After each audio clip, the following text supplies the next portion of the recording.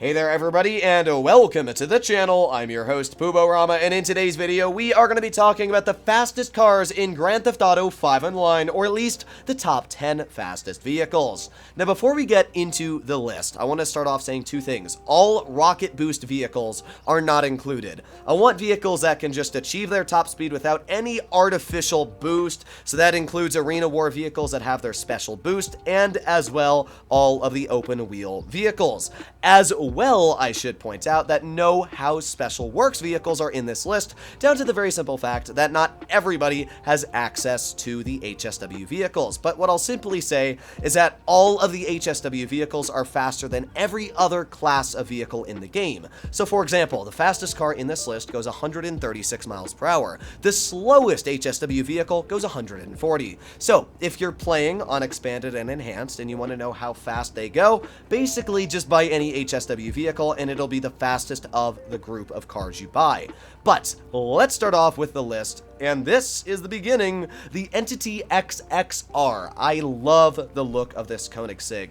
It's just such a nice, sleek looking car in Grand Theft Auto. I think it even looks sexier when you turn on the headlights and drive it at night. The spoiler looks amazing. I'm actually running the stock spoiler on it. I know it takes away a bit of handling, but I just think that stock spoiler looks way better than all the other spoiler options. Overall, the Entity is just a sleek vehicle that glides through the day and I guess the night. It has a top speed of 128 miles per hour, which is pretty dang fast. Sure, it's the slowest of the vehicles we're going to talk about, but 128 is not slow by any means when you think about it. It carries a very good amount of handling. The only problem, as you'll notice, is it does lose a bit of traction when trying to turn, which is something you do gotta keep in mind. It's also not the cheapest vehicle at $2.3 million, especially when we compare it to some of the faster vehicles that are actually cheaper. But overall, I'd say the Entity XXR is 100% worth the price just for how nice it looks. I absolutely love this car, and definitely one of my favorite vehicles actually in Grand Theft Auto Online, as I already own one of these in my Broke to Billions account.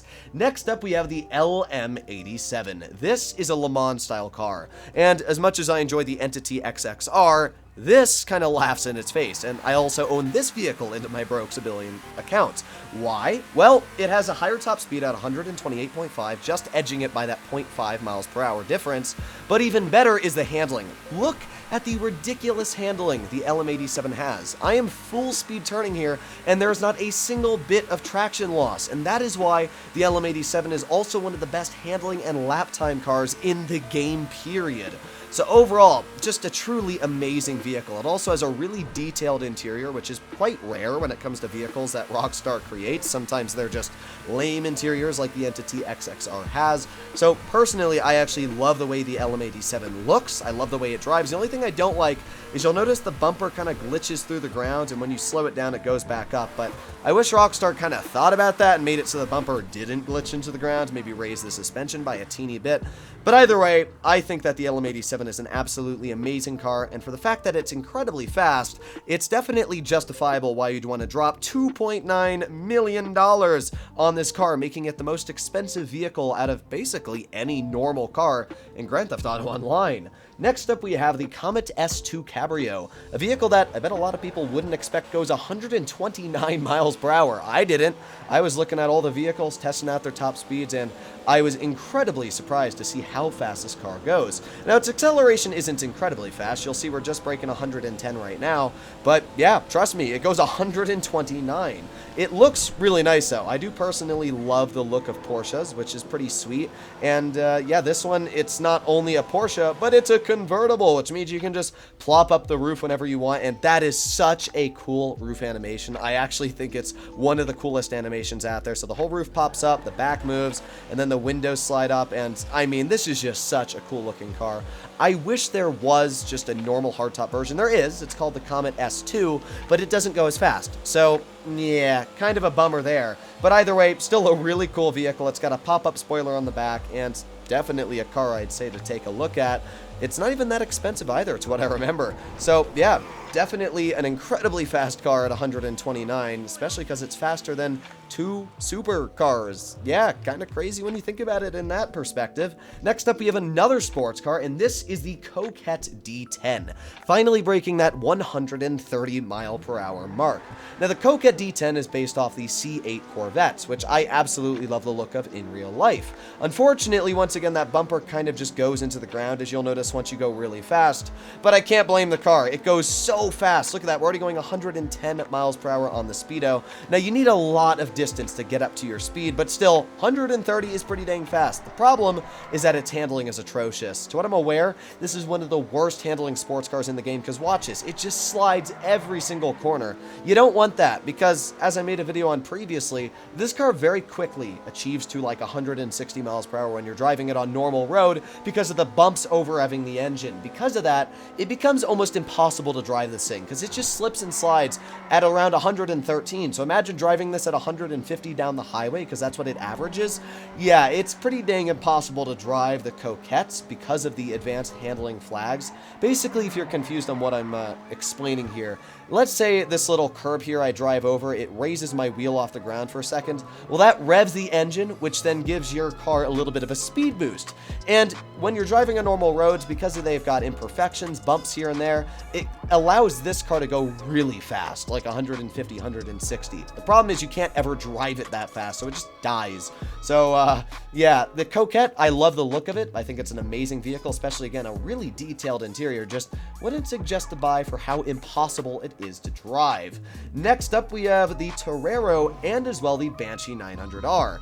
Both of these vehicles boast the exact same top speed at 131 miles per hour. The Banshee 900R, I actually really love the look of. It's a Viper. How can you not like the Viper? It looks mean. It's a mean killing machine. Unfortunately, it's got like one of the worst lap times for all the supercars in the games. So that's one thing to keep in mind. It's, yeah, quite poor in that category. But to be fair, the Banshee 900R is only about $600,000 to get the Benny's upgraded version of, so it's pretty dang cheap. Definitely the cheapest out of all the vehicles in this list. Now, you're going to spend a lot of money on the Benny's upgrades themselves, but if you just put a spoiler option and fully upgrade the engines and everything, it's not actually going to be that expensive overall. And for the fact that it goes 131, it is a very cheap way of getting an incredibly powerful and fast supercar very early into the game. It's just that, oh, look at this turning. It's so bad. So, yeah, that's the main problem with the Banshee 900R. It just cannot turn for the life of it, and when it does turn, half the time it likes to lose grip and just die. So, yeah, Banshee 900R, super cool looking supercar, just doesn't really edge when it comes to the handling, so that's why I wouldn't necessarily say to pick it up. Now, the Torero XO may be a $2.8 million supercar, but first of all, look at these pop-up headlights. Every time I make a video on this car, I'm going to just comment on how sexy those headlights are. As well, I think the back of this car is one of the nicest looking cars Rockstar has ever designed. First of all, it has a pop-up spoiler that pops up behind the spoiler you already have. It looks kind of weird, but it doesn't glitch into the sports or anything of the other spoiler, so pretty interesting there. Now, the Torero instantly accelerates. You can't really see the top speed, but I can tell you I read about 125 when looking really close at my screen. This car has fantastic acceleration, unlike some of the other cars we've talked about. It also has absolutely fantastic handling. Not the best, you know, it's not the best out of all the cars in the game like the Le Mans LM87, but for a car that goes 131 and the fact that you wouldn't think it has good handling, it actually does handle pretty dang well. So overall, I think the Torero is an amazing vehicle in every aspect, and I would say 100% it's worth the $2.8 million asking price just because of how amazing it looks. I mean, how can you not love the look of this vehicle? So Torero, in my opinion, is one of the best cars out of the bunch just because of how amazing it is on cost with the looks and everything else going in together.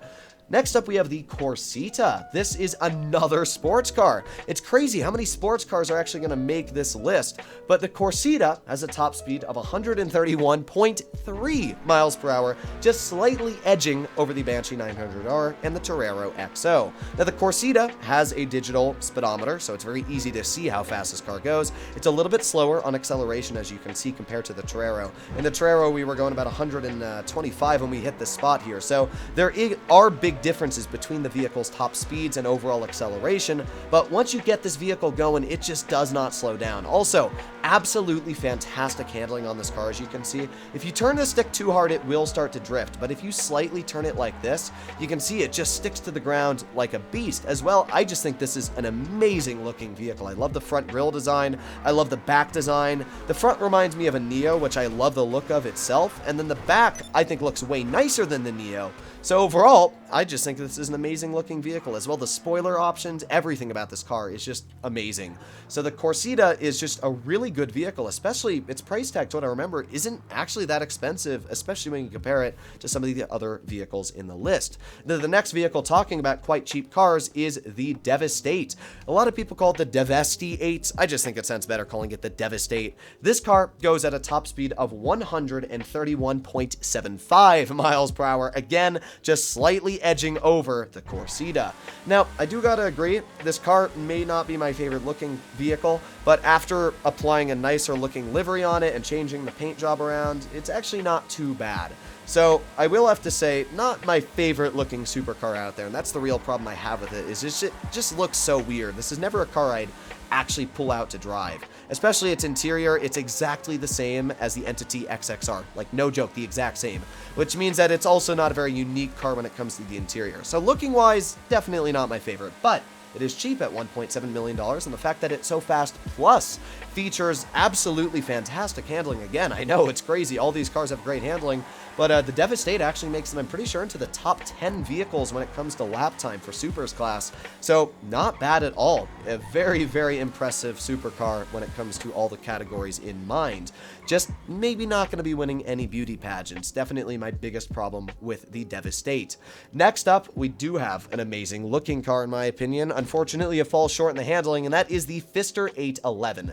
This car was introduced into the game 6 years ago. That was a long time ago.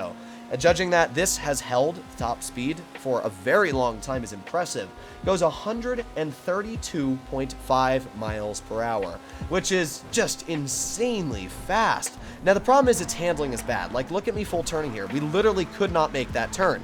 And I actually let go of the gas a little as well. Again, full turning here, it's just bad. Yeah, so the Pfister, its problem is that it can't handle well, but it is an absolutely fantastic looking vehicle. It's based off, I think, the Porsche 918 Spyder, which is an amazing car in real life itself. Also one of the fastest cars in real life. So I can't diss this car. It's amazing, especially when you realize that it's only about $1.1 million. This is a very cheap way to get your hands a super good drag racing car out there. It's just an amazing car. I think it looks great. The only downside, as I said, is that it's got horrible handling. I think it's like maybe in the 50th place for handling in the Supers class, which is, yeah, among the worst. So keep that in mind. This car is not going to be winning any races. It just looks really, really nice, and it's got a great top speed. Finally, we have two sports cars. You wouldn't think that sports cars are the fastest in this game when we have a super class, but, well, it turns out they are. The first one we're going to be talking about is the Italia RSX, a vehicle I think the front looks amazing on. I think the front makes it look like a supercar. Problem is the back. I don't like the back of the car. It's rounded and it doesn't look good to me. I think it looks like a weird emo face. Now, there might be some people out there that like the design of this car, but obviously there's people that like the design of the Devastate, which I personally don't. So obviously when it comes to personal design preferences, that's all down to what you like and what you think looks amazing. I think the front looks great. So if you like the back of this car, I can tell you for a fact that it's a really good vehicle, at least on top speed, going a whopping 135.25 miles per hour. The problem with this car is look at how bad its acceleration is. 115, 16, 17. It really struggles to accelerate past its top speed, or not past its top speed, but up to it. So that is one thing that the Italia RSX just really struggles with as well. Look at how bad the handling is.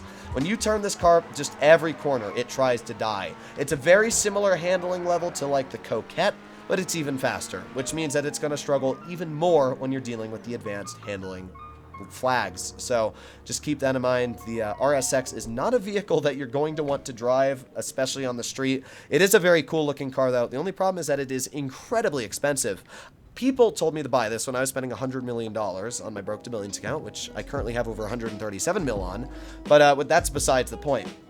When I was spending my first $100 million on this account, people told me to buy that car. It cost me $3.5 million for a sports car. I was like, oh, wow.